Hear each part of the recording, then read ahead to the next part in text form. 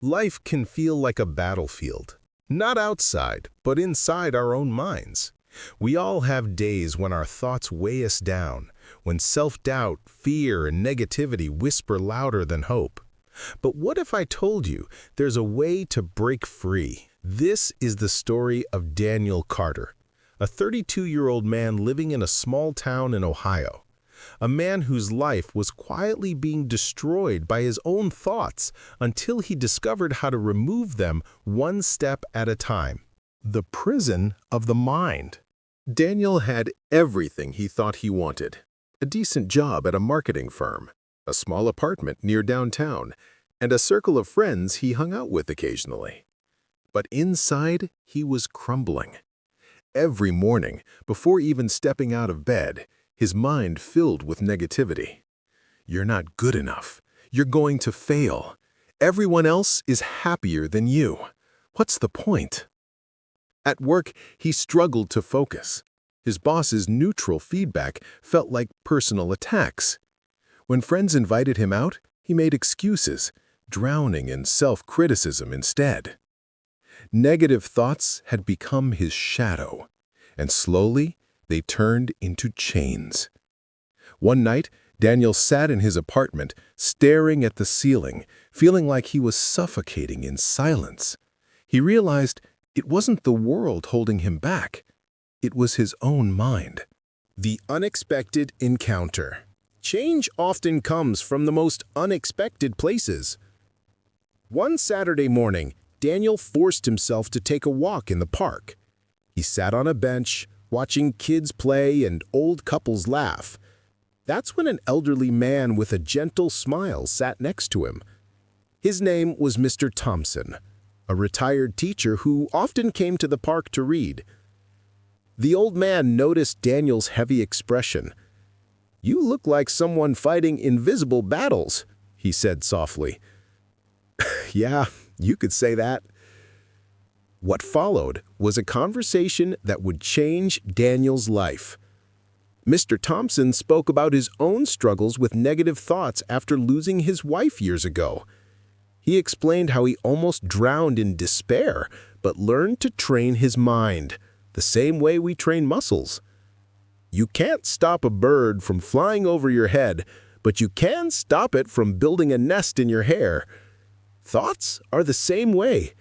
You can't control every negative thought that appears, but you can control whether you let it stay. That metaphor struck Daniel's heart. The first step, awareness. The next day, Daniel tried something new. Every time a negative thought appeared, instead of fighting it, he wrote it down in a notebook. I'm not good enough. I'm going to fail. Nobody really cares about me. At first, the list terrified him, but then he noticed many of the thoughts repeated like a broken record. This was his first lesson. Negative thoughts are often lies we've told ourselves so many times they feel like truth. But writing them down gave Daniel power. He could see them, separate from himself. A week later, Daniel met Mr. Thompson again. The old man looked at his notebook and smiled. "Good," he said. "Now you don't just record them, you rewrite them." So Daniel began practicing a new habit. For every negative thought, he wrote a counter thought. I'm not good enough, to I'm learning and growing every day. I'm going to fail, to failure is just a step toward success. Nobody cares about me, to I have friends who check on me and I can choose to connect. It felt awkward at first, like lying to himself. But slowly, these new thoughts began to sink in. The power of small wins. Daniel also started testing small changes.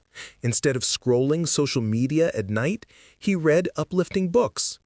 Instead of skipping the gym, he forced himself to go for even 10 minutes. Instead of isolating, he called his sister just to talk. Each small action gave him a tiny victory, and each victory silenced a negative voice in his head. He learned that the mind believes what the body does. By acting positively, he could think more positively. The breaking point. 1 month later, Daniel faced his biggest challenge. At work, he was asked to present a marketing pitch to a client. Immediately, his old thoughts returned. You're going to mess this up. Everyone will laugh. But this time, Daniel paused. He took out his notebook, read his rewritten thoughts, and repeated them quietly. He walked into the meeting with shaky hands, but he did it. The pitch wasn't perfect. He stumbled once or twice. But afterward, his boss clapped him on the back and said, "Great job. You're improving." That night, Daniel sat in his apartment and cried, not from sadness, but relief. For the first time in years, he felt hope. The ripple effect. As weeks turned into months, Daniel's mindset shifted. He wasn't free from negativity forever, but he had tools to fight it. He started journaling daily, practicing gratitude, and spending more time in nature. He volunteered at a local community center, realizing that helping others was one of the best ways to escape his own dark thoughts. His relationships deepened. He laughed more. He even reconnected with his passion for music, picking up his old guitar. The transformation was visible, not just to him, but to everyone around him. Freedom from negativity. One evening, as Daniel walked through the same park where he first met Mr. Thompson, he saw kids playing again. He smiled, not out of envy this time, but genuine joy.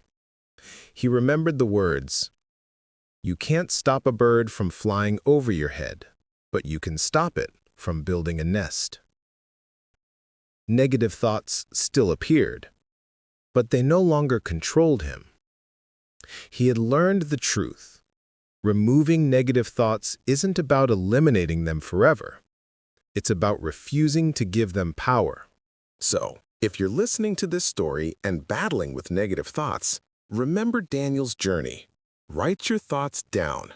Rewrite them with truth. Take small positive actions and remind yourself you are stronger than your mind tells you. Life isn't about never hearing negativity. It's about choosing what voice you believe. Moral of the story? Your thoughts shape your reality. Change your thoughts, and you can change your life.